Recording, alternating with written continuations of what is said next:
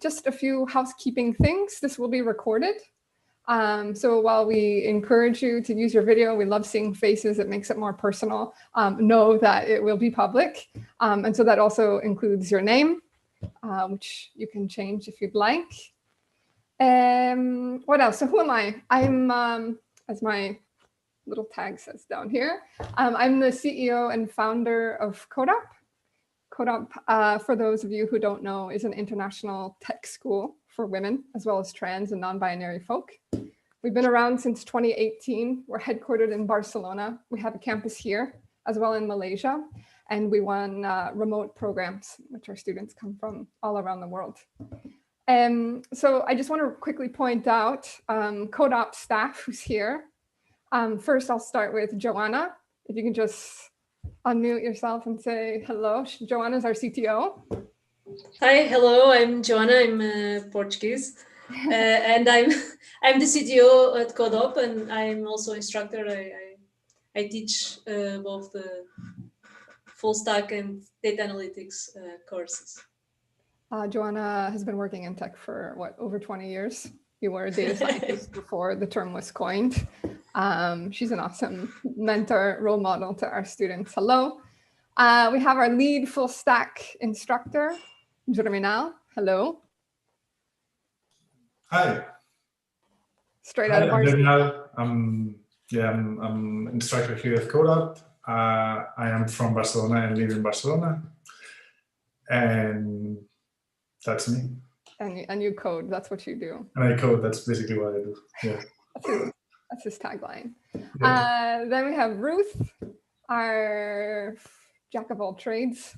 Ruth is our campus manager. Hello, Ruth. Hi. Yeah, you explained me there in one. I'm the non-techie one. I'm from Scotland. Not much else to say. Cool. I don't think we have any other staff present. MF is not here, no? Okay, cool. Then, of course, we have our speakers joining us this evening. Thanks a lot, alumni. 3 of whom actually come from the same cohort, and 1 recent graduate, Roseanne. Thanks for joining us. Just so people can put a face to the name. First, I'll start with Victoria. You're the 3rd box to my right. Hi, Victoria. Hi, everyone. I'm Victoria. I'm from Hungary. Yeah, I have been working after Cohort since, I don't know, June, maybe. We finished in March and I started to work in June as a UI UX designer. Cool. Thanks for being there. Sandra, you're right next to Victoria. Hello. Hi, yes, I'm Sandra. I'm from Romania, but I've lived in England for, I don't know, 6 years, I think. And last year I moved to Barcelona, and now I work as a developer in Barcelona. Cool. And yeah, that's it. Thanks, Sandra. Miss Beth Collins. Hello, I'm Beth, and I'm from the UK. I moved to Barcelona to do the bootcamp, and then now I've ended up back in the UK somehow. And that's me. Cool, thanks. And Roseanne. Hi, I'm Rosanne. I'm from the Netherlands, and I just finished the bootcamp less than 2 weeks ago. Has it been 1 week, 2 weeks? Yeah. Cool. So this is sort of a special edition of women who have transitioned to tech. So aside from Roseanne, who just graduated, we wanted to hear the stories about what it was like to find work during a pandemic, which obviously has not been easy. And the idea is for our alumni, some are on this call actually, as well as other folks who are maybe thinking about transitioning to tech and trying to determine whether or not it's a good time. The best thing you can do is hear the stories from the folks who have done it. And I want to assure you that it has not been all fun and games. It's been a roller coaster. I think, Victoria, you were the one who found work quite quickly after the boot camp following COVID. Beth, you had done some freelance. We'll get more into it. Sandra, after some months, you got the job, you're working now. And Roseanne, you are currently embarking on this. So we really wanted to try to maximize the different stories. I encourage folks who are part of this to make this space yours, to like share in the struggle. And really the idea is to support one another and learn about strategies. That's about it. Okay, so the plan for this evening is to quickly do this intro. I want to share a little story from me about how Cohort came to be and how I transitioned into tech. Then we're going to go into this panel discussion in which I'm going to ask a lot of different questions. I've tried to come up with questions that I think some of the audience are curious about. Certainly, you're more than welcome to interrupt at any point by way of chat or just unmuting yourself. I think we can do this. Most people don't ask questions, so I think we can take the chance of just saying interrupt us if you want. It can be a really organic flow here. I really want this space to be everybody's. To that, it means I'm going to ask some questions right now. So in the chat, can people just write very quickly what city they're currently in right now? I will start, just to get a sense of who's here. Barcelona, Atlanta, cool. Oh, I can't keep up. New Delhi, cool. New York City, Barcelona, but from Italy, New York, Boulder, wow. Barcelona, London, Birmingham, Nairobi, yeah. Yeah, okay, cool. Okay, Puerto Rico, awesome. Second question, what is your current profession?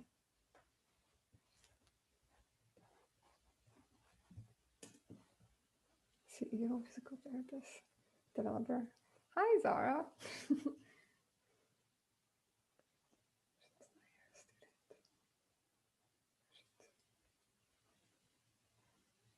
Cool. Yeah. Represent Nigeria. Instructor field and stuff. Okay.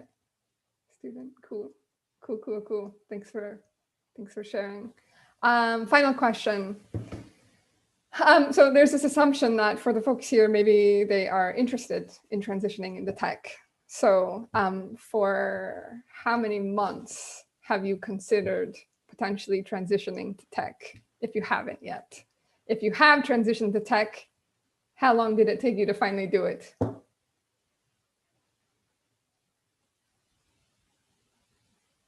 People are, I can see people doing computations in their mind.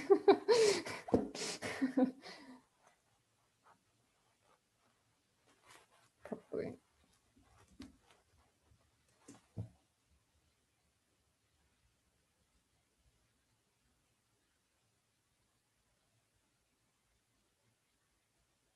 Hmm. 5 years, awesome. Okay, cool. Well, welcome everyone. Thanks for sharing your story. You're in good company. Feel free to make this space yours. So let me just quickly jump into, I'm going to share my screen. I have some slides. Really, this was just an excuse to play with memes. Give me 1 second. Okay. Jeremy, now unmute yourself. It's awkward not to hear anything. Yeah. No. Cool. Okay. All right. Everyone can see my screen, yeah? Mm-hmm. Yep. Cool. Yeah. Okay. Yeah. So I call this deck, I've done it a lot, and I don't do it because I think I'm special. On the contrary, I do it because people say that it resonates with them. So here we go. It's called My Convoluted Journey to Tech. What do I mean by convoluted?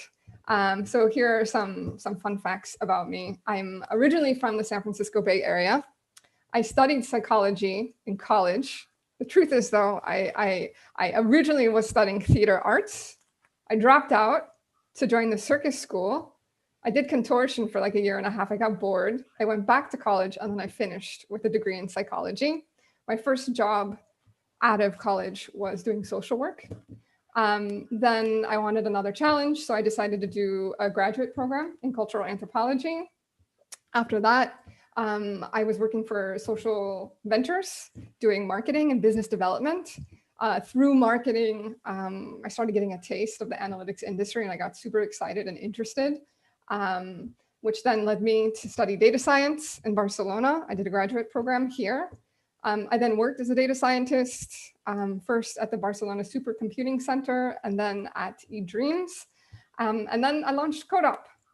So this is a bunch of random facts about me they seem random, huh? But my job is to convince you that they weren't random. And in fact, I was cooking up a good stew.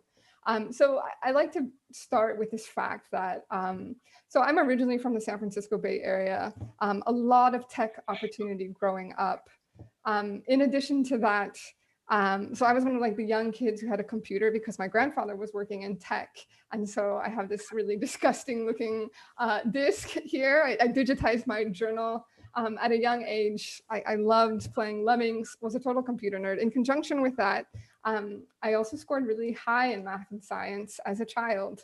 And then basically I went on to study psychology. And I didn't think much about it until basically the age of like 28, when a lot of my friends were working in tech, and I started getting envious of a lot of the privilege that they had financially. Certainly I was jealous of the intellectual engagement they had with their work, which I wasn't really feeling. I had this feeling that I wasn't sort of operating at my maximum intellectual capacity, and I wanted more of a challenge. And so not until 28 was I like, what's up? Why did my parents not encourage me to do this? And I felt a little resentment, realized it wasn't about my parents, and that in fact, I'm part of a statistic that says, according to the OECD, that only 30% of women are working in tech. And you can segment that data even more. If you're looking at data scientists or developers, it's even less than 30%. So there's a lot of people who were in my shoes who were not encouraged to pursue tech. So I started considering, hey, what if I go after this, right? And I was really scared to do it, to change industry and function. Obviously, I had a lot of preconceived notions about what it requires to work in tech. And I didn't know many, like women who were doing it. I didn't know any women really doing it. And so I had a lot of doubt. Some of those doubts were like, what if I pursue tech? What if this doesn't work? So I was considering going to an all-women coding school in San Francisco called Hackbright Academy, one of the first. And then I was also considering this graduate program in data scientist, but I was plagued with all these doubts. What if I waste my money? What if I make a total ass out of myself? What if I can't find a job because I'm not competitive enough? What if I have to drop out? What if I'm not smart enough? What if? It was totally exhausting and paralyzing. So that's why I said it took me like 2.5 years to actually go for this. Then I got to this point where we have an expression in California, it's shit or get off the pot. And basically I decided to silence all my negative thoughts about myself, overwrite them with the opinions and voices of people who cared about me and who believed in me. And this is where community becomes a really important piece when you decide to change industry and function. So I took this leap of faith. As I mentioned, I did this graduate program in data science, which was a really transformative experience for me, super exhausting, super stressful, but really incredible. And I have no doubts. There is a statistic in tech that says, well, first, there's this leaky pipeline as to why we don't have a lot of women working in tech. First, there's not enough entering the field, and two, they don't stay in the field. And there's a lot of reasons for that. We know that 10% leave tech to start their own companies, and that's exactly what I did with CodeUp. And so while I'm no longer coding, I do have some code envy of our students and our instructors. I was trained in a system of thinking that's still incredibly valuable for me. And that's why I want to encourage you all. If you've had this feeling that you want to pursue it, I think you should honor it. And people who honor that voice, it might mean that they're not going to be a techie for the rest of their life. There's a lot of different ways to incorporate this knowledge. So follow the yellow brick road. That's my story. This is not our slogan, but it would be cool if it was. Be brave enough to suck at something new. And what I want to say, my story is different than the folks who are on the panel, because when I went and had to look for work after graduating, there was no pandemic. So I really admire our students who actually decided during a pandemic to do this, and also our students who are applying every day and getting rejections and moving forward and just being resilient. So without further ado, let's start the panel discussion. So I have a list of questions here. Give me 1 second. Gemini, you're on mute again. Sorry, yeah, I just unmuted myself. Okay, so let's see, Beth. Hello. So just let's. So the first thing I want to get some like background stories, no, and then sort of what it was like during the boot camp, during COVID, and then finally post boot camp, right? So first, what got you thinking about tech? So my sister lives in Barcelona, and she did a boot camp a couple of years ago, probably like 3 or 4 years ago now. And then we were both doing like random jobs before that, and she did a maths degree and then was teaching English, and she was like, what am I doing? And then weirdly enough, a hairdresser told her about being a developer and you could do a boot camp, and she was like, I'm just going to do it. So really, she was the brave one. So yeah, she didn't do Cohort. Cohort didn't exist then. She did a different boot camp in Barcelona, and then she just loved the job, and she was like, I think you should give it a go. So then I started thinking about it, and that's how I ended up getting into it. Cool. Roseanne, what's your story? For me, well, after university, I had a job as a writer at an e-learning company. So creating content for the online courses. And yeah, that got me really interested in educational technology. So that was kind of, and I mean, this story is really complex. Like every time you ask me, I'll have like a different story because it's not so straightforward. It's a long process of exploring and not knowing what to do. But yeah, I wasn't happy in my job anymore, so I knew I had to do something different. But I was coming from medical school, so I had a lot of theoretical knowledge, but not much practical knowledge. So I really felt stuck in my job, and I didn't feel like I had, I wanted to continue in educational technology, but I didn't know how I could contribute. So that's when I started looking into a more practical skill like coding. Yeah. You have an interesting story, Roseanne, because I think you signed up with us before COVID, and it was to do an in-person boot camp. Yeah. To, I think, be part of our April cohort. Yeah. Which at that point was remote. And you decided not to do the remote boot camp. And then you came back around in October. And in fact, you decided that you preferred doing a remote boot camp. So can you tell us a little bit about what happened, what the story is? Yeah, I really wanted to do it in person because I wanted to do a boot camp, not just for the technical skills, but also for getting to know people, connecting with people, starting to build a network and stuff, going to events. So then it was like like a few days before I was going to start that we went into lockdown. So I had to make a very quick decision. And back then we thought that maybe it was going to last 2-3 weeks, So I thought, okay, I'll wait it out and join the next in-person bootcamp. And that turned into a month and 2 months and 3 months. And at one point it was just, I didn't want to postpone it any longer. So it was, okay, I'm going to do it now, or no, I'm just going to do it now.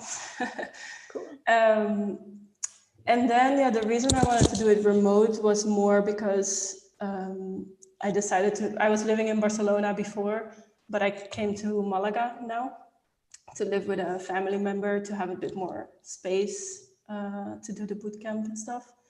So that was my main reason to do it, to do the remote. Cool. Victoria, I think I met you in October or November. No? Yeah, you did. Yeah. You came in and it was our first fashion designer. And I remember you really opened my mind. I remember you saying, many people don't think much about fashion design, but in fact, there's a lot of logic that goes into building a garment. Oh yeah. From the start, yeah. Okay. It's not just design, it's actually you are building a product. What you do in tech also. You have to learn tailoring, sewing. You have to actually tailoring is all about logic. And sewing also. It's a different kind of logic, but it is. And yeah, I mean, I love to create products. Before I was able to design them, and I knew the process from the beginning until the end, but it wasn't with digital products. And after I did actually an online UI UX course, I realized I want to know more. I decided to let go my insecurities about I'm not going to be able to learn coding, and I just went for it. So that's why I visited Cohort in October, actually, to get more info about how it works. I never did anything like this before. So Why did you decide? Okay, little to the side. So our speakers wanted to get a sense of what I was going to ask them. So I shared this document, and now I'm going off the document just because it's more natural. But anyways, why fashion? Why real products to digital products? I think I remember you saying that you were. Yeah, I was very manual, to be honest. I mean, I was drawing more than now it's 20 years, I think, to be honest, but professionally, like I wanted to be a painter. And I actually applied to fine arts university first. And then I realized I prefer fashion design, and I was still very manual because I did a French university, which is very manual. And during that course, I had to learn all the Adobe Creative Suite by myself using YouTube and everything, because we didn't have actually an exact course for it. So, and I loved it. I mean, I still learning it by myself, new things. I love problem solving. I always loved it. You know me with Google. Yeah, but yeah, I think that was the first time when I realized maybe I had a bad education before. Nobody showed me actually it can be a really exciting thing to do things digitally. I was kind of afraid of it, to be honest. And then I realized actually I enjoyed it more than the manual part. Cool. Thanks, Victoria. Alefandra, tell us a little bit about what got you into tech. Okay. So I think it was just like pure curiosity, very naive. I was in my second year at university, and I've done an exchange program in Netherlands. I need to tell you that I've studied photography, so analog photography. So most of the time I was spending in dark rooms and just doing photography. And by the time I got to Netherlands, they were very much into incorporating technology into arts. So they were pushing us a lot to just experiment, go to exhibitions, talk with people. So that's when I kind of I got the curiosity, I guess. I don't know. And then I came back to England and I couldn't just do darkroom. So that's when I started learning a bit like HTML, CSS, but slowly. But in my head, I was like, I'm still going to be a photographer. Like, there's no other way. I kind of went with that. And I think after I graduated, I was an event photographer, freelancer, and I also started doing like web design. And I think my main focus on tech was like when I left England and moved to Barcelona last year, and I decided to take 2 months off to just reflect on my life because I kind of felt like I was done with event photography. I was done with like jumping from like a job to another. And but I wasn't sure if I want to do a boot camp. It was just like an idea. But basically, I just took 2 months off and just like procrastinated. But it was nice. So yeah, in December, I remember I wrote to like a few boot camps in Barcelona, and yeah, Cohort wrote to me back the fastest. And yeah, I think I got my answer on 24th of December, like Christmas time, or like 23rd, I don't remember. And then yeah, 2 weeks later I was there. Our 1 year anniversary, eh? Yeah, but yeah, I think I was just curious. And then, okay, so what, I don't know if I answered the question right, but what brought me to tech is the idea that it's accessible and you can build some of my stuff. So at the beginning, I could show the my photography just in a room, but then you can build websites and online galleries.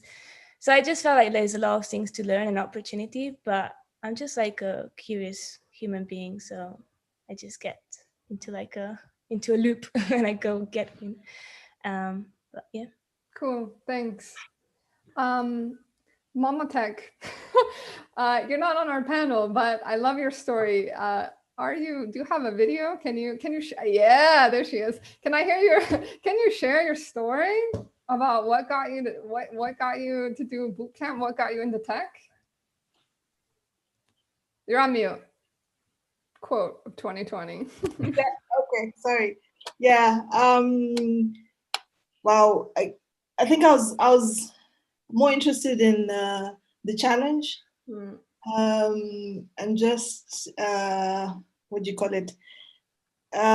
Pushing myself to see how far I can go. I just love challenges. Yeah, so this was the most challenging. Like same time last year, I quit my job and I had applied to Cohort. I didn't know how I was getting to Cohort. I did an online fundraising for people to support me to get a ticket. And 7th of January, I landed in Barcelona, and it hadn't rained. Here the previous day was really sunny, and the morning I landed, I was soaking wet, like I was rained on from the train stop all the way to Cohort, and I was dragging my suitcases. And I was so happy, but I was also crying, but it was good because it was raining, because no one could know that I was crying. And I walked in, and I remember Ruth, it was not Ruth. It was Ruth, no? I can't remember who walked in and saw me, and I'm like, it was yeah. Me. I'll never forget that memory. So I walked in, and I was like with all my suitcases soaking wet. And yeah, that's how I landed.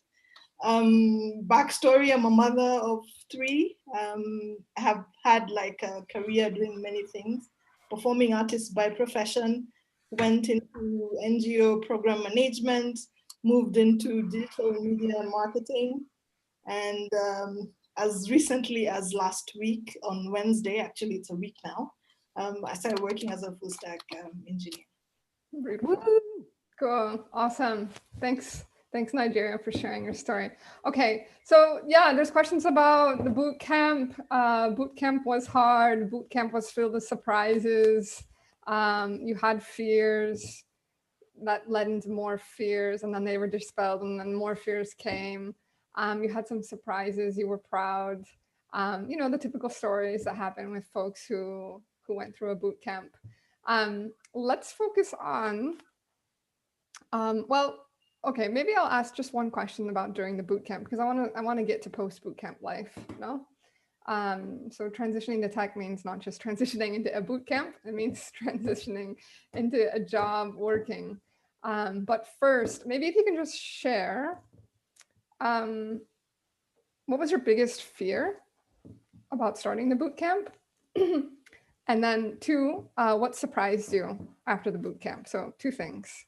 What was your biggest fear before the boot camp, and then what surprised you towards the end of the boot camp? Victoria. My biggest fear was, I think I'm not gonna be able to learn coding. I think it's a usual fear, actually. And the biggest surprise was actually I could. So, and in such a short time. Of course, you are not gonna be like a senior, and you will learn it in your whole life, probably, all these things. But I had no basic knowledge, only what I did in Code Academy. And then I realized like there are frameworks like React, Vue, and I could choose which one I like more, for example. So yeah, for me it was crazy. Like I think in 11 weeks learning all these things, it's incredible. And I think everybody can do it. That's how I feel now. And it's just dedication, I think. Why did you think you couldn't learn it? I think because of my bad educational experiences before, like I mean, Hungarian system is not really good for supporting you in this. Like I had so many insecurities about this. Like I was always pushed back, and also the fashion industry is really hard, very competitive, not much respect for your job, what you are doing. So I had a lot of bad experiences probably. And I think I needed some kind of really positive experience. I can do this. Even though I proved it to myself before, but it was a really different field. So I wasn't comfortable with this. It was in design mainly. So cool. Roseanne, did you have any fears before the boot camp? Many. Yeah, mostly that I was going to be overwhelmed by the amount of learning, and you know, the fast pace of it. Also specifically for the remote bootcamp, that there was not going to be enough guidance and enough opportunity to ask questions, that it would be like kind of a barrier. Also to like forming connections with the other students. Those were, yeah. But that all turned out to be okay. You could annoy Germinal as much as you want. Yeah, no, it was incredible how much support there was, and how available the teachers were, and how easy it was to ask questions, and how much attention was paid to that as well, making sure that everybody had the opportunity to ask their questions and share their insecurities. And I was also really surprised how even remotely we were still really a group, and really formed relationships with each other. Are you still in contact with your cohort? Yeah. Cool. Yeah, we talked a lot. Like we were constantly, especially during the project, of course. The teammate with who you do the projects, you get to know them the most, of course. But yeah, with everybody, we're still in touch. Yeah. Cool. Okay, I'll ask you more about that later. Alefandra, biggest fears? I don't know. Well, I can say I don't know. I was really excited, and I was really like, yeah, let's do this. But I think like I was afraid maybe I'm not logical enough to get like few concepts, but I don't know. I was mainly like super excited. And so you were worried that maybe you weren't logical enough, but you were mostly excited. Any surprises? Yeah, I was just surprised how much energy I can retain. Because it felt like I was just running a marathon, and it just had to like keep going. And I mean, that was a nice feeling. And it's like before I was working, and then I took 2 months off, and I wasn't really doing much. And then it just felt really nice to like have a structure and do something. So I was just amazed like what I could do after, like it was amazing. But yeah, I don't think I was really like afraid. I wasn't really overthinking it. So for me, I was like, I'm doing this. But yeah, I think I was a bit intimidated by the logic of it, and if I can get it. Sure. Beth? So Beth, you were a dentist before. Yeah. You love math and science. Yeah, I've always been a bit of a geek. But I think my main fear was like the tech side of it. Like, because I went through kind of dental school for 5 years and we wrote on paper notes, and I didn't have enough money to have like a nice phone, or like I didn't really like have a connection to tech. So I was really worried that everyone was going to be like really techie, and that I was just going to be like the weird dentist in the corner, like knowing nothing about computers. But yeah, obviously then the first day I got there and everyone was just really random from loads of different backgrounds, and I was like, yay. So yeah, that was my main fear, really. Okay. Cool. Okay. Let's get to post bootcamp reality. So Victoria, Sandra, Beth, you graduated the bootcamp like 1 week after we went into lockdown. Yeah? Okay. So a lot of uncertainty. What did you expect at that point, and what really panned out? Let's start with Victoria. Well, to be honest, I expected I won't find a job like everybody else, I think. Yeah. Nobody knew anything.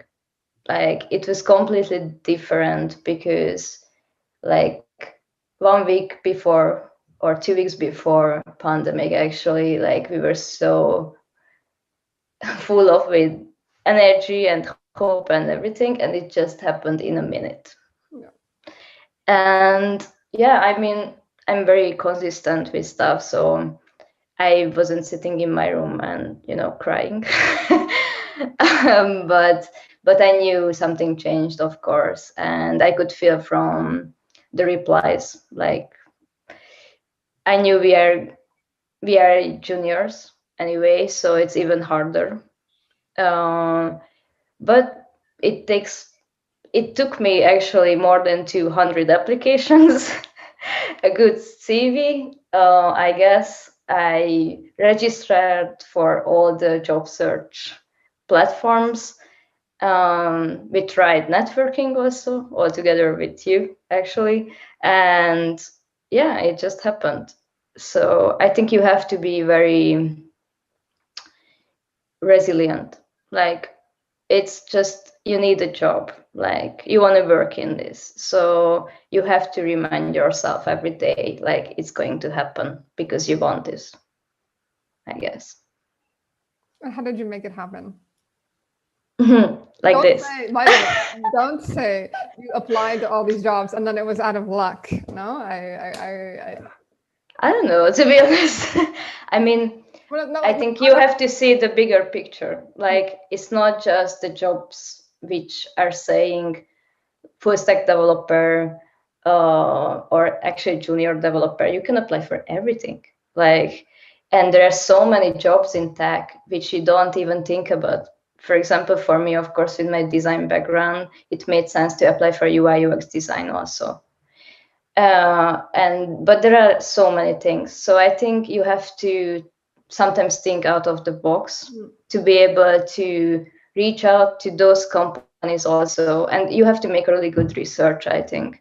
Like you need the questions like, where do I want to work? Like which city, for example, or would you like to work remotely, and what are the platforms for that? So you need to make a really good research, I think. And it takes time, energy, and it's very demanding, I know, but I think it's worth it. Like, what was your regimen? What was your daily? I know your regimen. What was your regimen? I mean, I worked really hard. Like, I wasn't satisfied with my CV.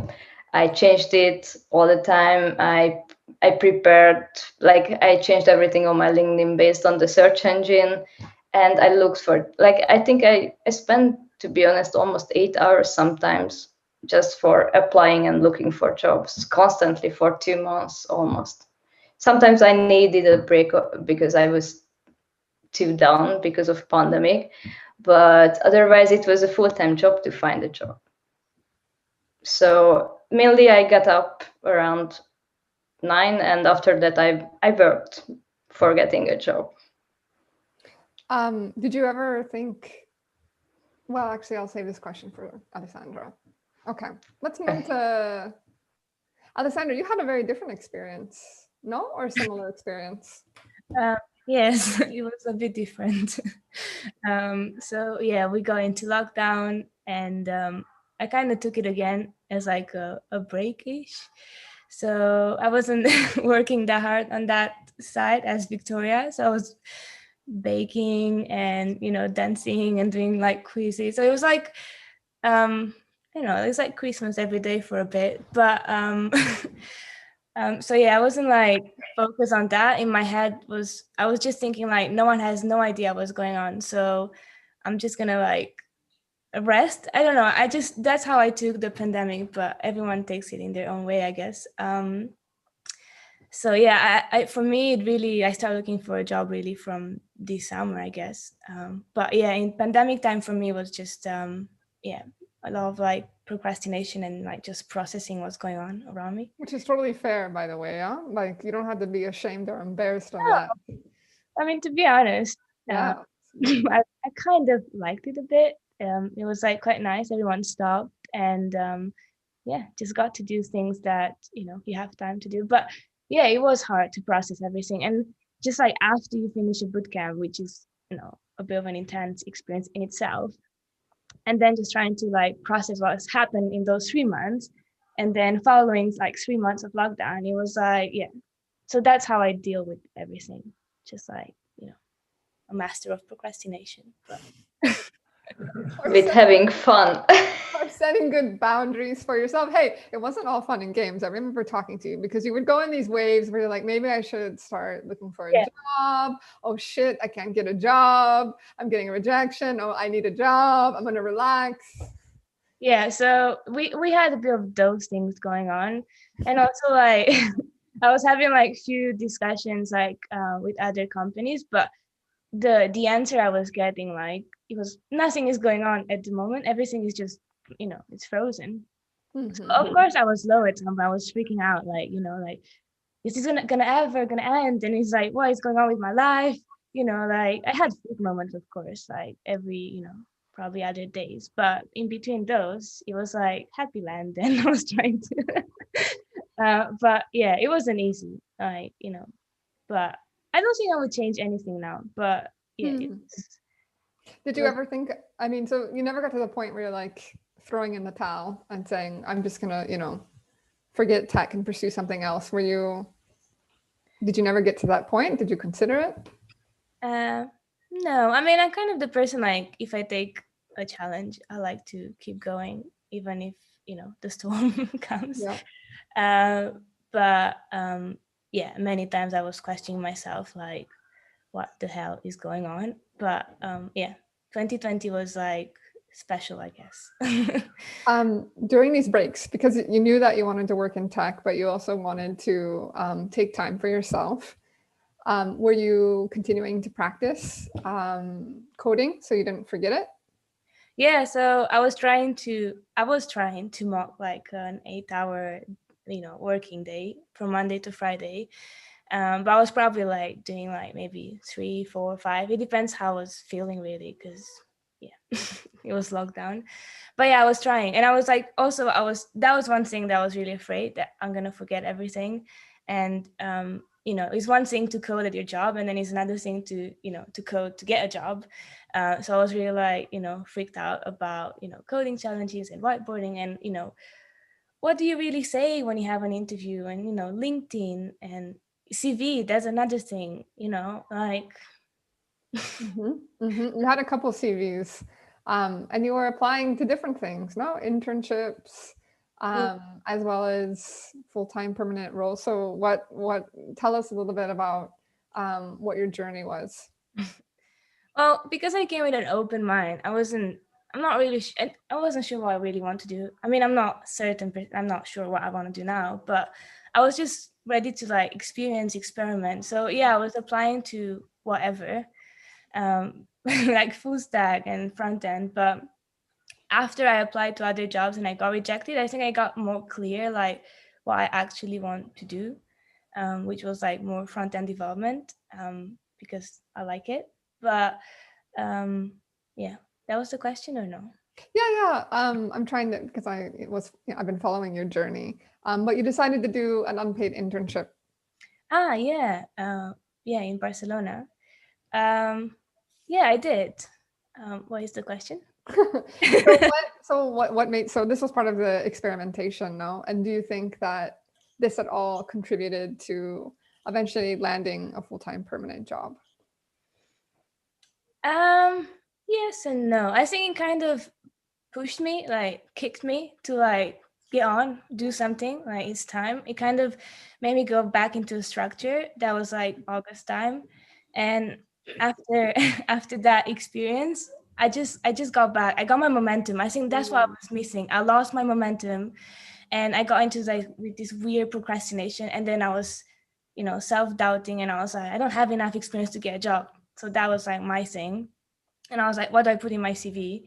And after that, I don't know, I think it was really nice, that internship, because I got to spend time with people like face to face and work in a team. And I think that kind of helped me to get my momentum back. So starting from September, I just felt like I can do this, like, whatever is going to happen, I can keep going on. But yeah, that was another journey. I need to say that I feel like this year I lived at least like maybe 4 lives or 5.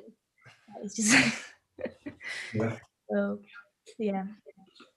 So just to wrap up then, you finished up this internship, and then when did you get your current job? 16th of November. And you finished up the internship in October? Yeah, September. In September, okay. So yeah, I was so in the middle, I had, as Victoria said, I had another job of finding a job. So yeah, my September and October was filled with a lot of rejection interviews, and just like really just like trying to find recruiters that just want to have a chat with me. So what helped with the rejection? Going out. Fair enough. Well, okay, so I kind of had a routine, like, I was waking up early and I was always trying to like go out. I was swimming, so that helped me. And I kind of had like my life. So it kind of felt this, like looking for a job is not my whole life. So I have something else to look outside the box.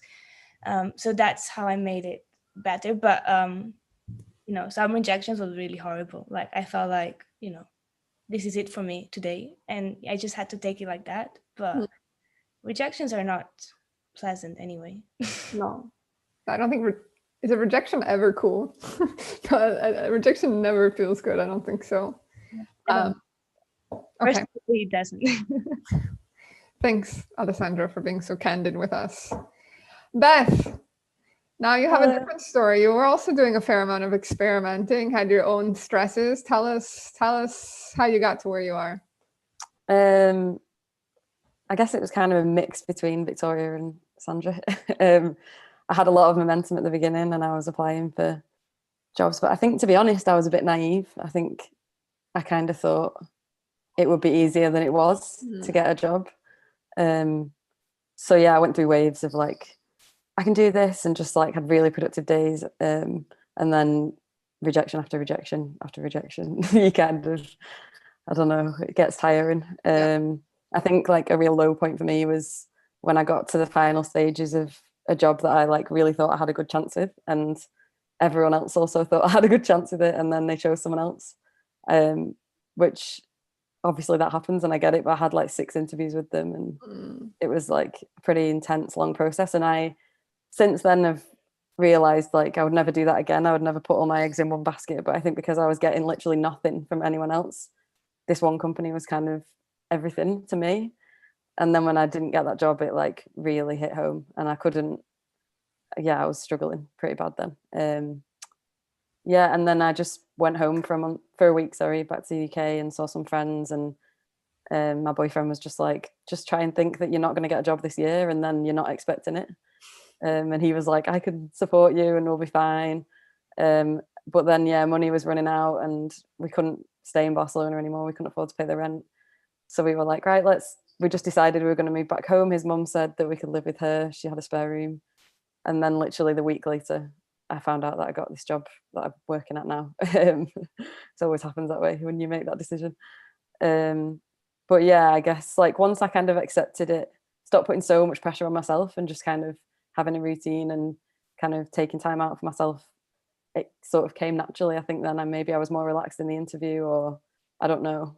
But I just, yeah, I really, really was not expecting to get the job that I got. It didn't even say junior on the description, like it just said web developer. So I was like, I've got no chance. Yeah, it really, really shocked me. I want to bring it up because when CodeOps started, we do Career Week, and we don't focus on how to freelance, primarily because, pre-COVID, it wasn't necessarily an easy thing for a junior to do. Even though some people were attracted to this like digital nomad lifestyle. I mean, we had one of our first students did our program to do that. And I said, okay, it's going to be hard and competitive. Certainly you can go after it. But we didn't talk a lot about freelance. And this is one of the changes we've seen since COVID, is that we're seeing more juniors doing freelance. Just because we're seeing more juniors do freelance doesn't mean it's an easy thing, no? And so Beth, you tried this on for a bit. Can you tell us a bit about that experience? Yeah. So I got a bit of freelance work through, it was like a friend of a friend, and he had his own small company. He's really, really lovely, and he was like super keen to get me on board, and like he contacted me when I was doing the bootcamp and was like, yeah, like he was just really chilled. So yeah, I decided to start doing some work for him, but he couldn't really, like it was all very kind of unorganized, and I didn't feel like I had support. And it was in PHP, which we didn't do any of that at the bootcamp. And honest to God, I was literally like, I don't even know what I'm looking at. Like it was the hardest thing ever. I think it was really good for me because it kind of made me be okay with not having a clue what was going on, which I think is a lot of what being in tech is. Like you're just constantly learning and taking on new challenges and trying to figure out how to do stuff, which when I was working doing freelance, that's what it was like. But then for me mentally, I couldn't keep it up because it was taking up so much of my mental power. Like even though I was only doing like 1 or 2 days a week, like I couldn't think about anything else because I was like stressing about not being able to do the work, and then I couldn't job search because I was thinking about that job. So I ended up saying, like, for me it wasn't right, and I just knew that I needed more support and I needed to be in a team of people that were going to help me, and I'd be able to learn more like productively. So yeah, it didn't work out for me, but I know that for some people it has worked out. We have another graduate who's in the audience. I'm not going to call you out, but I think that they're in a similar position. And so just to ask this question on their behalf, now, so that was your feeling and experience, but you didn't really have anything to compare it to because you had never worked for a company on a team as a developer. So what's that like now in comparison to the freelancing? For me, it's like a lot better. I've been really lucky with this job. I've been like, I'm in such a good team and I feel really looked after, and I don't feel scared to ask anyone questions. And people have time for me, like literally there and then. If I've got a question, someone will jump on a call, and that for me, that's kind of what I wanted, because I just want to learn all the time. And I think although you do learn a lot by doing it yourself, it also, like, everyone's different, but for me, I like to talk things out. And that's really important to me, to be able to just like jump on a call with someone and quickly like make sure that what I'm thinking is right or whatever. Yeah, so I think for me personally, working for a company has definitely been better.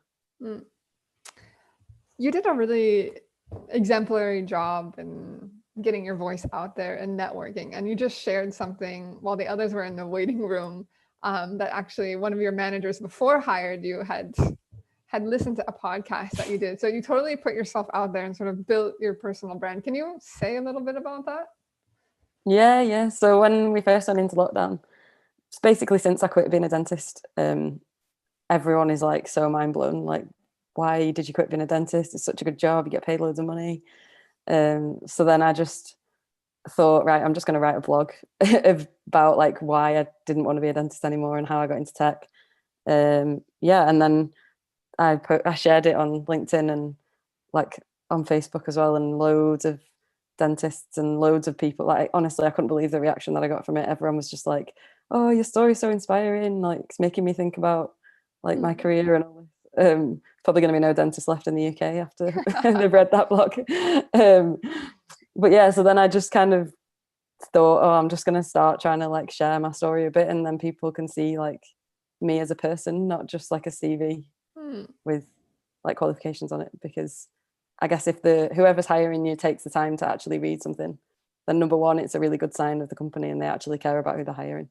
And number two, like they know a lot about you, and if you do get hired, then they're hiring you because of like everything, like you as a person and because of your skills.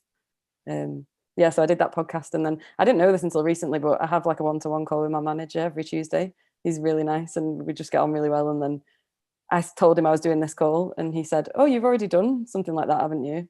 And then I was like, oh, no, that was just a podcast. He was like, yeah, I listened to it when I took my dog for a walk. And I was like, what? And they mentioned in the interview as well that they'd read my blog. And I just thought that was really like a really good sign of the company, that they care about who they're employing as people as well. Was that easy for you to share your story? No, I've never written anything before in my life. I think I was nervous about it being boring or no one really caring about it. But then I sent it to my sister, I think, first, and she was like, wow, maybe you should have been a blogger instead of a coder. And then, just like that. And I sent it to my friends first. So I kind of like drip fed it to a few people, and then everyone was like, oh, this is really cool. I think it's a really good story for people to read, and kind of like a positive outcome to like not enjoying something that you'd studied for 5 years, which was a pretty big thing at the time. So yeah, it was kind of scary, yeah, but I'm really glad I did it now. Cool. We have another alumni in the house. Zaradine, I'm looking at you. I think you have a cool story that could be helpful to everyone. So in the name of community, can you tell us a little bit about how you landed your first job after the boot camp? This was also during COVID, although the first days of COVID. Yeah, I got a job a week after we graduated from the boot camp, and I think for me, it was a mix of speaking to the right person at the right time, because the company was hiring a new team in Barcelona, and I was their first hire. But the way I approached it was kind of hanging around Slack channels. So I got in touch with the CTO of the company through Slack, saying, oh, I see you have this position. I graduated from a boot camp.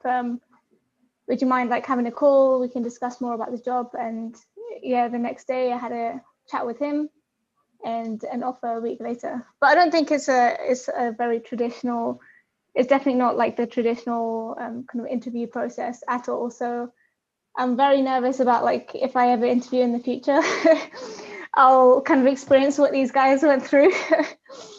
Yeah. But you weren't nervous. I mean, it can be intimidating, just, talking to C-levels, but you had no qualms with that. No, I've been working in startups for 5 years before that. So I've been very kind of used to and very familiar with that kind of world. So it felt very familiar. The only weird thing was, or like uncomfortable thing was, talking about technical things, which I just learned. But actually speaking to the people, I was comfortable in the interview itself, but the questions were uncomfortable. Cool. Thanks. So Roseanne, you just graduated and you're embarking on this journey now. One, how are you feeling about everything? And two, what's your regiment now? Often, students are used to all the structure and the intensity of a boot camp, and then all of a sudden that's gone and you're like, what do I do with myself? So tell us a little bit about what's going on. Yeah, it does feel a bit weird. Like suddenly you're not like meeting with your class anymore in the morning and setting yourself up for a day of work. Suddenly you have to get out of bed early by yourself and start doing your CV stuff and things like that. But yeah, I mean, I thought I was gonna have more time to already like do some coding again and stuff, but I've been mostly just working on my CV and LinkedIn and stuff and creating a demo of my project. All of that took more time than I expected. Mm-hmm. Mm-hmm. Mm-hmm. And so once you have this all set up, what's your plan of action? Well, I wouldn't have to, well, if I had the luxury of getting a job offer now, I don't know if I would take that. I would like to have like some time to relax a bit first and, you know, kind of work on some things by myself. Because, you know, with the bootcamp, it's like you're just on a high speed train going through a lot of subjects and, yeah, during the bootcamp, you want to have like, sometimes you want to stop a little bit at a certain station, kind of look around and explore a bit more, but you don't have time, you have to keep going. So I'm looking forward to taking some more time to look a bit more into certain topics, have a bit more time to do that exploring and figure out a bit more like, yeah, what way I want to go, which direction. Mm-hmm. Mm-hmm. And then, you know, beginning of next year, I'll start like actively applying for jobs and all of that. Cool. Thanks. So now maybe specifically advice you'd give to folks, knowing what you know now. If someone was interested in pursuing tech, what would your message be to them? Yeah, let's start with that question. I would say talk to people, talk to a lot of people with different backgrounds and different, because tech is such a broad area. Like that's something that I had to learn as well. Like there are so many different directions you can take. There's, you know, it's very different to work on the more visual part or on the more logical backend part. There's so many different directions you can take. So yeah, I would start by just exploring and talking to people and hearing what it's like. Because it's one thing to like imagine and think about what it's going to be like. And it's very different from actually doing it and actually hearing from people who have done it. At least for me, that was very helpful. Totally. Victoria, same question. I think I would say, like, maybe it's a cliche, but knowledge is power. Nobody can take it from you. And I think if you're, for example, somebody who is considering transitioning to tech, you have to believe you are able to learn anything. And you are, actually. As so many people did it before you, and these actually workshops are really useful, I think. And I think for me helped the most when actually I talked to you, when I visited the bootcamp and I got an idea about what's going to happen. And then you offered me I could join a class. And then I met with Germinal and the others who actually did the part-time course. And of course, I felt so stupid because I didn't understand many things from the class. But I could see all the students were so enthusiastic. And of course, Germinal was very convincing, to be honest. He's a pro, and you feel it, even though you don't understand what he's saying. But you will during the course. So, yeah, I mean, for me also, actually, talking to you helped me a lot to convince me about this. Yeah. I know if that's the answer, but yeah, for your question, but yeah, it helped me a lot. I think personal contact is always really nice. Now it's online. I know it's different a little bit, but still you can ask questions. Yeah. Cool. Sandra, Yes. being on the roller coaster of a journey, being patient with yourself, having faith, but having the highs and lows. If you met yourself 1 year ago, knowing what you know now, what would you tell Sandra? Stop procrastinating that much. But I think I would just have more confidence that people will just get you. And I think I was just really intimidated by the fact that I didn't have like experience. I felt like my CV is just a bit, I don't know, slim. So yeah, I would tell her to definitely get your LinkedIn together. Like that was a good point. And another thing, I think many times I stop myself from doing stuff just because I already kind of saw I knew the end, like rejection. So I kind of like, what is the point? So I kind of, I want to tell myself, stop having so many thoughts like that and just go for it and just, buy a lottery ticket at least. But yeah, and just like, I think for me it was really hard to start talking to people, like real people, like recruiters. And I think once I got the momentum, I really went for it. There was no stop, but it was really hard at the beginning because, what do you say to a stranger? And, and you want the job. I remember this. I remember having these conversations on Slack. Yeah. It's tricky, but I think once you get momentum, you just go for it. You don't, it's like, all in poker. So yeah. So I think that's it really. Just, keep it together and move on. And yeah. Momatag, I want to bring you back into the conversation because you have a different story everyone's got their own story, and it's happened in different ways, right? There's no formula to making this happen. Nigeria, you graduated from the boot camp. You already had a job waiting for you, although not as a full stack developer. And so you had this idea that you would eventually move you would do it on the side, and then you saw like your full-time job was eating up all your time. I don't want to put more words in your mouth, but tell us a little bit about the story and how you got to where you are now. So I actually got the job. I applied for that job as a demand generation lead, which is purely marketing and communications. Just after I quit my other one, that was November of 2019. And by the time I was coming to the bootcamp, they'd not gotten back to me, so I'd forgotten all about it. And sometime at the end of January, they sent me a letter saying, oh yeah, we've picked you for the job.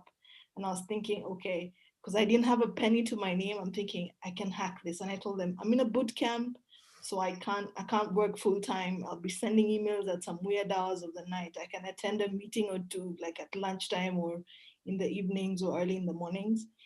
But otherwise, I'm in the boot camp, and I managed that throughout. It was just a miracle that I could juggle the two.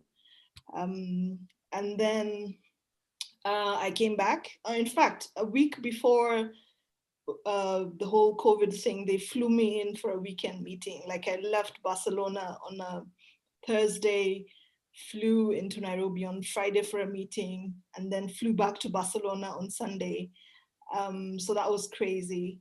And then bootcamp ended, we graduated, and then I was full on, like I started working 9 to 5s.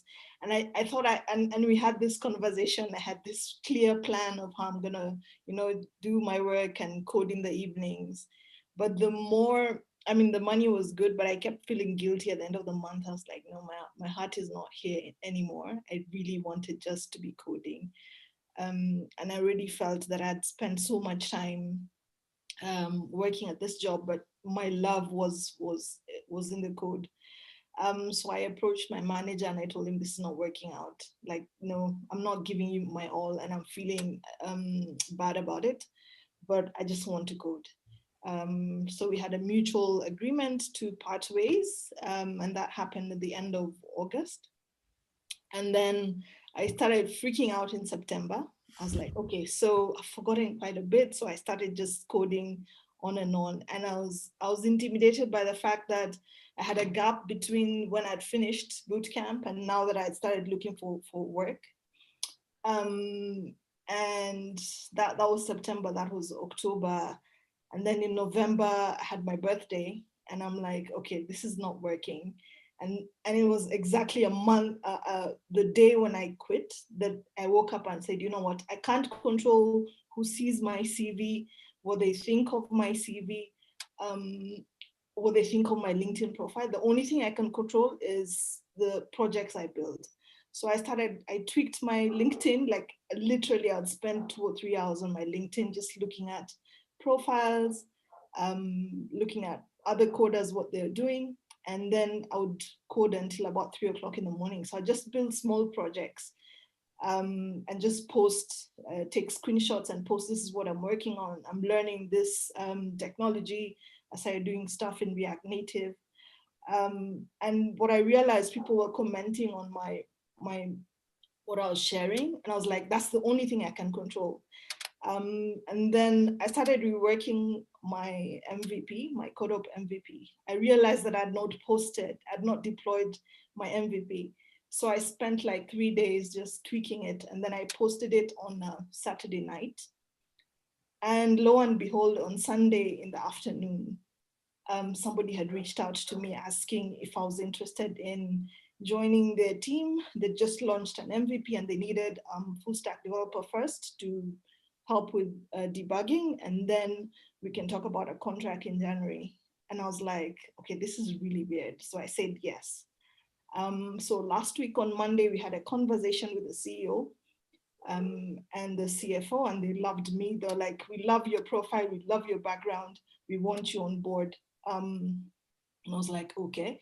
And then they're like, you're talking to our lead developer who works for an agency on Wednesday, just to get to know the backend. And I'm thinking, okay, I was freaking out because I'm thinking this is the technical interview that that was the biggest thing I was dreading.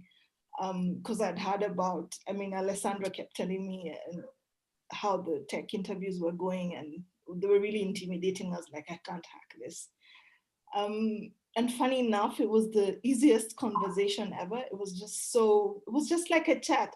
Also, this is our backend, this is the technology we are using. We can give you access. And I'm like, okay, is this it? And by Friday last week, they were sending me a contract and I'm like, this is crazy. Like, this is really, really weird. But yeah, so I kept pinching myself that I'd wake up and it's not happening, but it is. So yeah, that's how I landed a job, just based off of my LinkedIn. What's the company? It's called Equilo. And it's US based?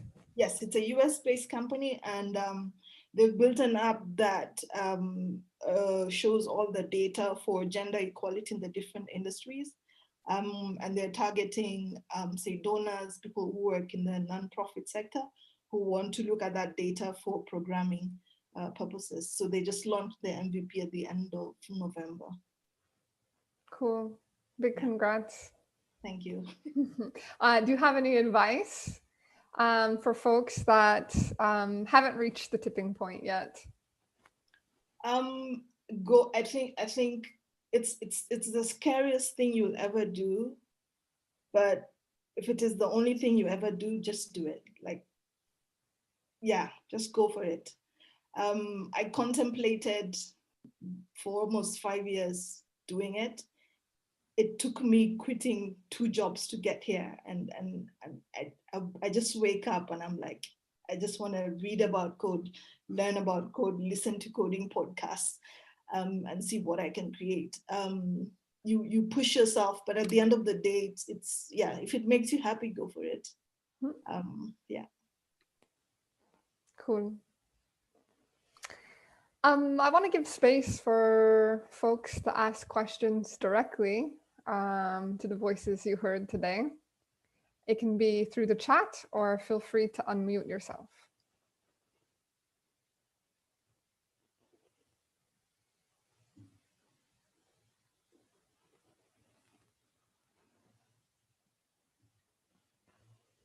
Here's a question. Do you think there is an age limit where it is too late to change your career path into development?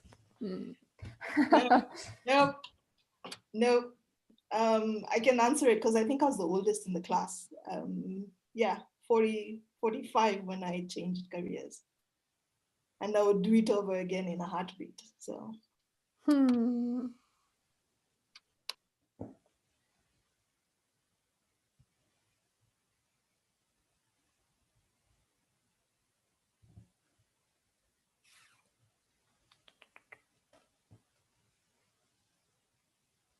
Thanks, I'm 42. Which language would you recommend to start with? JavaScript. No, really. Okay. Don't just say, I mean, obviously we have a bias. We teach JavaScript for a reason. But why, Jeremina? Why JavaScript? Because I think it has the easier learning curve. I think it's the only language that you can actually use in the backend in the front end, which if you don't know what this is, you can learn it. But when talking about web development, it's the only one that's like for the two endpoints. So that gives you a lot of flexibility, I think. And JavaScript just runs in your browser, and you have a browser in your computer and you have another one in your phone, and everybody has a phone or a computer or something like this, which means anything you can build, anyone can execute it. Anyone can play with whatever you work. They don't have to install applications. They don't have to compile any code into their machines and download software which does something special. Nothing. It's one of the things which is built into everything, because it's built into the browser, which is the way we communicate and all of this. So those are my 3 reasons, I guess. Python is pretty sexy too. Why not Python? Well, agree to disagree. I don't think it's that sexy. But okay, Python is cool and it has a lot of hype, but it doesn't run on the browser. So that's one reason for you. You cannot do front-end development with Python. You can do, obviously, you can do a lot of stuff. Huh? It's fantastic, but it doesn't have this super easy way to start with it. Like JavaScript, you can start right now and you can see it in the browser like right away in 1 minute. You don't have to do anything else. That doesn't happen for any other language that I know, I think. I think it also depends what you want to do. If you want to do web development, then yeah, like JavaScript is the way to go. If you want to do like data science or machine learning or this or that, then Python is the way to go. If you want to build games, then go for C. Obviously. So obviously that whatever you want to do, it's going to determine which language you want to use. But if your thing is just, I want to just learn coding, I don't know what I want to do, I just want to know how you code, then my suggestion would be this one, because I think it's the easier entry point, I think. I mean, there's a reason all boot camps, well, most boot camps teach JavaScript. I think that's right. Yeah. Agree. Okay. What is a must set of languages, frameworks to know for a junior front-end developer? I think any one of the alumni can share what they think it's the must for the things that they've used. No. Let's start with yours. And then, mine? Yeah. We know your biases already. No, but I'm going to surprise you. Okay. There is just one must, which is the language itself, which is just, if we're talking about JavaScript, it's just JavaScript itself, like no frameworks, no nothing. And that goes for every one of the languages. If you want to master one thing, do not focus on React, Vue, whatever, because this is going to change tomorrow or the next week, right? If you want to learn how to code, just really master the fundamentals of every language. And then it doesn't matter. Because all of those are just like dialects to the same language. If you master the language, you don't care, you can speak all the dialects. If one new comes on, then you just speak that thing. So my answer to this is none of them are a must. You don't must to know any framework, I think. Although they're super nice and you should learn them. Huh? But if the question is what is a must, the only must is like the language itself. Victoria, Sandra, Beth, alumni in the crowd, agree, disagree? Yeah, I agree. but also, yeah, Vue and React, I guess, make it really easy. But I think I found that I got sucked in a bit to learning, like just using React. And then when I started my job, we don't use React. So now I've got to like learn again how to like manipulate the DOM and stuff. And that was kind of like, what am I doing? But yeah, what you were saying about the language thing, like we use Python and I'm front end. So I use this thing called Ginger, which is like kind of like what React is to JavaScript. Is that right, Germinal? I don't know. I think it is. It's kind of just like a framework that makes it easier. But like Django, you said Django? It's similar to Django. All right, that's more like Express, because it's like a backend framework for building APIs and backend applications, no? Yeah, but we use like the syntax in the front end as well. So, all right. But it's like all the logic is just the same as JavaScript. So I've just like easily been able to translate it in my head to although the syntax isn't the same, it's like the logic is exactly the same.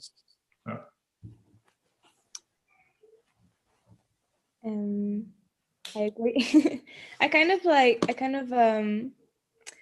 don't know, I appreciate more JavaScript now because so what I'm working now is also Liquid and I find it a bit messy. So I kind of appreciate knowing JavaScript at the beginning. So that's nice. But yeah, I kind of feel like if you get one logic, then it's gonna fall in really easily with a bit of like resources and learning. But yeah. Cool. Okay, next question. What did your application materials look like? Cover letter, resume, how many pages for the resume? And I assume a not so technical interview like Mama Tech described is not standard. I have something. I would really recommend to build a really good portfolio. Like it's a big plus. It says a lot about your personality also, and of course shows your project, but in a personal way. So it's better than a CV, actually. And instead of, I mean, you need a CV, but it's more important to have a good LinkedIn, I think. That's my experience. Yeah, I agree with that as well. I think once I was having like a freak out of loads of rejections, I was like, I'm just going to spend some time building a portfolio with React. And I think that made a difference to like people getting back to me and stuff, just because it shows, I guess, that you can build something with React, but also, like you say, it's more personal. And I put like my blog on there and I made videos of my MVP and stuff like that. But I would say for the resume, like one page is probably enough because usually recruiters just glance at it anyway. They don't have time to read everything. So the shorter, the better, probably. And I guess cover letter depends on what job you're applying for. Like just try and make it as personal to that company as you can. Like don't just talk about why you're good, but talk about really specific things about that company that make you a good person, a good candidate. You know what I mean? Yeah, that would be my tip. Real quick, technical interview. That's usually a scary topic for someone transitioning to tech. Can we just sort of quickly go down and you can share a bit about what your technical interview was like, what it consisted of? Let's start with Victoria. I'm a little bit different because it was UI UX, so it wasn't like. Actually, I had two interviews, which was more about like based on my CV, and they wanted to get to know me better. Then I got a test, and it was actually their product they were building, and a UI UX designer started it. It was they outsourced the project for a company who had a UI UX designer, and it was really bad actually. And in a Sunday afternoon, I changed the whole thing and I sent back the test, and I had another interview with them, and they were kind of impressed. So because actually it was a UX position, so it didn't contain the UI part, but I did all of it for them. So they really appreciated. I spent my Sunday afternoon with it, and I made a better product for them. I think actually I wasn't sure I will get it. I think my strongest skill was the test exercise, not the communication part, definitely. But I know what happened actually now, because my colleague was part of the process, and she told me the manager told her, like, please tell me you liked Victoria, because I want to hire her very, very much. And it was actually because of my coding experience also. Like, he needed somebody who can talk to the development, because it's outsourced also, and they didn't have a company side development team, and he didn't understand the word what they were saying because he was actually part of the marketing team. So I think that was my biggest plus, actually. Just with the designer background, I wouldn't get this job. But that was the process, actually. Thanks. I lied. We're not going to go. We don't have enough time to go around. Let me get to some more questions. Beth, how did you overcome not knowing PHP? I didn't. No, I'm joking. I don't know. I just kept trying and trying and trying and trying to read stuff and understand it. And then I'd have like a little mini, like, I get it. Or I get that little bit of it. Just patience, I guess, with yourself, and try and not like judge yourself for not understanding it. Just keep trying. Cool. I come from a non-technical background and am considering a job as a data analyst. Does it make sense to learn web development first, or should I dive straight into data analytics bootcamp? I think Joe had to step out for a second. I'm going to give you my opinion because I didn't have a technical background, and my plan A was to try to get into this data science graduate program. And my plan B was to do this software engineering bootcamp at this all-women code school. So I got my first choice, and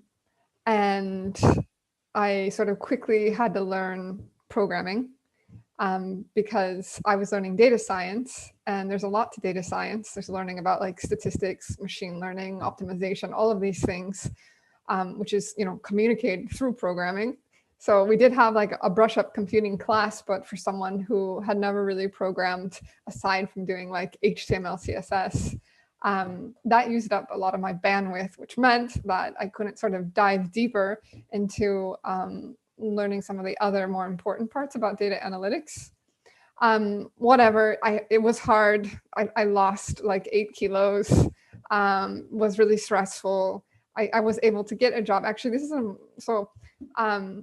some people have plan Bs, and I think that should be honored for different reasons. And while obviously I would love when I graduated from the program to start working immediately as a data scientist, I decided to actually pursue first data analyst at eDreams, and then from there try to get onto their central data science team. And that's what happened. So anyways, now in retrospect, what happened was when I was working as a data scientist, I started realizing that much of what I was doing was software engineering.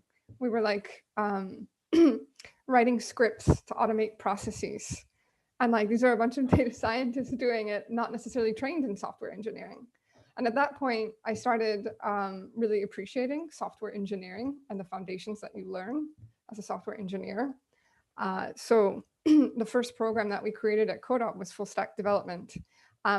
If I could do it again, and it's hard to say because these things are expensive, right? If I could do it again, I would probably want to learn how to program correctly and then get into data analytics, data science.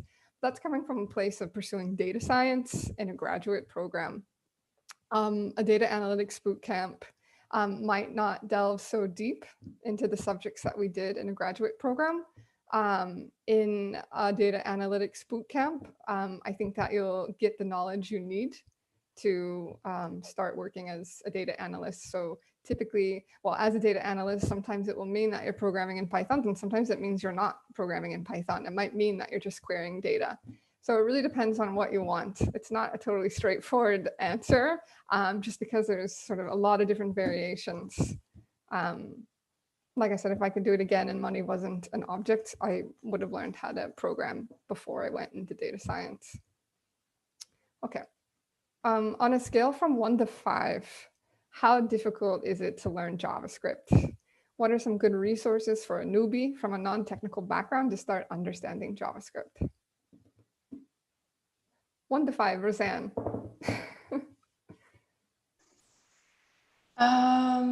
It's difficult. I mean, I had already tried learning it a bit by myself before doing the bootcamp. It's been kind of like on and off, taking breaks in between. Sometimes if it got too difficult, I, stopped it for a bit and came back to it later. So by the time I started the bootcamp, I already had some background, so that really helped. Also, what really helped me was at one point I did an introduction to computer science course online, which gave kind of context into, what does a computer actually do and what is the internet and that really helped with the learning. So I would, in terms of resources, I would, there's this one course, CS50, Introduction to Computer Science. That one I can really recommend. Cool. Yeah. Sandra, 1 to 5, how difficult is it to learn JavaScript? I don't know. I mean, it depends. I would say maybe 3. I mean, it depends on the concept, like recursion, that's like pretty hard to handle. But I think like the fundamentals, they're pretty easy to understand, but I just find it hard to apply them. Like that was my sometimes problem. But yeah, I think it is pretty accessible, JavaScript. It could be friendly as well. So I don't think it's that intimidating. Nirjana, 1 to 5. Okay, I can tell you for sure that I wasn't prepared for the first day. So I lost out a lot. So I would say all the preparation work that you provide as CodeUp, do it at least a month before. I would say that JavaScript for Kids helped a lot. Because I had zero introduction to tech. I had no idea what to expect. I mean, I'm still learning today what front-end and back-end is really all about. So I think the more you know how the engine works and what each part does, the better you will get to know the inner workings of what you need, I mean, that's how I am. So for example, as my background is design, so when I have to design a packaging, I know what the printer needs to do. I know what the printer needs. I know what the graphic designer needs. I know what the layout needs to be. So I know all the different parts. But when I started with coding, I didn't know all the parts. So that made it really difficult. So the more knowledge you have before you start, the easier it will be to put the pieces together. And then you have those aha moments. Thanks for sharing, Nirjana. Nice to see you. We have an awesome question from Oscar. Thanks for being here and listening to our stories. The question is, what advice would you give to HR recruitment professionals in terms of improving the job search experience? I love it. I can help you with that. Actually, even though I'm a UI UX designer, actually I am recruiting now UI UX designers for the company because they realized HR is useless in this field. Unfortunately, I think they should ask technical people to check the CVs and the portfolios, because I found so many resumes with 15 years experience and these kind of things, and when you check their portfolio is awful, and HR doesn't know that. They just see like they have 15 years of experience in general. That's my experience in this, but I don't know with the coding part. So I would suggest them to ask technical people to go through resumes also. Interesting. Beth, yes. I guess just be kind of mindful of how stressful it is for the job people that are like looking for jobs, and just a response is like, even if it's a rejection or it's some sort of feedback, is better than nothing. Or yeah, I just trying to treat the people like people and not that have applied for the job, not just like a piece of paper. But to be honest, I didn't really have too bad of an experience. I mean, most jobs that I applied for didn't respond to me at all. But the ones that did, I would say some of them gave me like personal feedback, and it's just so much better. Like, you don't mind being rejected from a position if they say why you've been rejected, because then you know, okay, I applied for that kind of job and I got rejected because of that. So maybe I could work on that, or maybe that's not the job for me. I can apply for a different type of job. But if you get nothing, it's like you're just aimlessly flying out applications left, right, and center, and you don't even know where the opportunities are. But I know it's hard because obviously that, especially at the minute with COVID, there's thousands and thousands of people applying to like one job. So how do you give a personal response to all those people? I get that there's two sides to the coin. Just trying to get a happy medium, I guess. Thanks, Beth. Sandra, anything to add? I'm thinking. I don't know. I kind of felt like when I was looking for it, it was a lot of like, it was the unicorn profile of what they wanted. And many times I thought I was many times I had calls and they're like, oh, we're actually not looking for a junior. But I kind of felt like my LinkedIn and my CV was already saying that. So I wasn't sure, like, what is the idea? And then I never got contacted back. And I just felt like I put so much into preparation for that interview. But I don't know, I was just confused many times, like why would they even contact me? Because I kind of felt like I was a bit honest, like who I am. And, I don't have much experience, but I want to learn. But yeah, so I don't know, like if that could be changed or just a bit more of a clear communication. But yeah.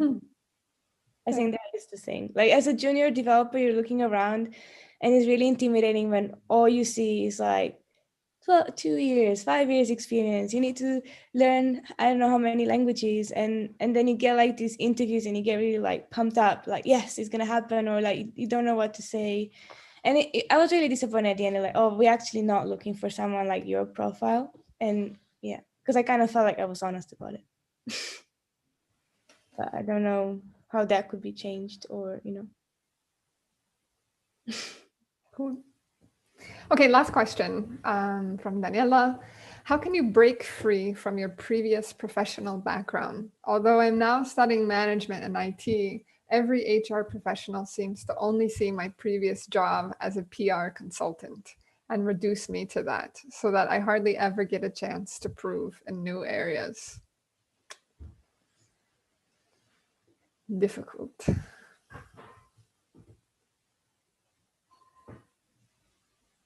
I would say maybe change your resume so that they see you more for what you would like to do than what you've done before. Mm-hmm. And also your introduction, change it. Focus less on what you've done before as a PR consultant. So maybe if you have any projects or you make any projects, you have them on GitHub, you put your GitHub links so they can see like this technical thing is like your primary focus now. No? Yeah, it's not rare for people to have multiple CVs. No.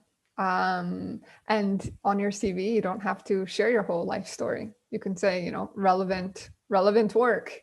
Your LinkedIn can have your whole history, but your job is to quickly connect the dots for someone, to tell a story that's convincing. A lot of our students who are transitioning into tech, they really focus on this point. They've been a project manager for 15 years working at a tech company, and they start their summary saying, I'm a junior developer. And I'm like, you're a lot more than that, no? And so it is kind of an art to combine all this rich work history of yours, but apply it to the context in which you want to go. It's not an easy thing to do, but I've seen our students do it quite a bit. Catalina, for example, I see you there. One person who did a really incredible job on their CV. Okay, that was the last question. Thanks everyone for joining us. Ruth, so anyways, this is a bit of the community. I want to, everyone out there who is trying to transition, wherever you are in the funnel, whether it be taking a step into a boot camp or nailing that first job, it's tough times. You're not alone. And I really want to encourage you all to build this community to support you. It's needed. You shouldn't be alone doing this. It's hard. Certainly our community is always welcome to you. Our bias is that we think people should pursue tech with or without us. We love tech. We also don't think, life is just about tech. We don't have this messianic relationship to tech that is going to solve all of our problems. We just think it's really fun and you can do cool stuff with it. So anyways, we have various community events. We have some events coming up for free too. I know some of you were talking about, what I should learn, how I should learn, what are some good resources. Ruth, can you share what events we have coming up? Of course. Yeah, so I've just put the first link there in the chat. What we like to do at CodeUp is kind of a workshop series. So kind of introducing you to the basics of JavaScript, HTML, CSS. This next one we've got coming up is an intro to Git workshop. It's actually next week. No coding experience required. It's going to be kind of a step-by-step walkthrough workshop, just so you can get a small taste of different parts of tech. Then I'd recommend just signing up for our Eventbrite page, because we try to run a new workshop series every few months. So in January, we'll definitely have lots more workshops coming up on there. I think a few people also had questions about the MVPs and kind of different resources as well. So I wanted to share our YouTube channel, because we've got lots of presentations from our students there. So you can see all their projects, you can see a little bit more. You can listen to Beth's podcast as well if you want to. You don't have to do that. There's all sorts of resources on there anyway. And last of all, we'd really, really appreciate it if you could fill out this survey after the event as well, just so we can get a little bit more feedback about the types of events that maybe you'd want to see from us, just so we can also find out if you've enjoyed it, what we could do to improve. So I'm going to put that one in. That's a third link. Sorry, lots of links there, but they should have come. Fourth link. Fourth link. Yeah. This is one of my favorite resources that was some research done by McKinsey and Pivotal Ventures. Oh, that was shared privately. Sorry. Give me 1 second. They did some really fantastic research to better understand how we can get more women into tech, how we can keep women in tech. This is for you to know, as well as for corporations and HR professionals to know. There's a lot of rich resources there. So certainly check that out. Point being is you're not alone. And there's a lot of reasons why we currently don't have a lot of women working into tech. And it has nothing to do with you. It has to do with all these biases that we've grown up with. So anyways, I think that is it. This is recorded, so you can watch it again if you want. Certainly share if, this could have been a more useful session to you. The more specific you can be with us, the more we can cater it to you all. So take good care, everyone. Have a good evening. It was nice to see everyone. Old faces, new faces. Bye. Ciao. Thanks for joining, everyone. Bye. Bye. Happy festive season. Bye-bye. Bye.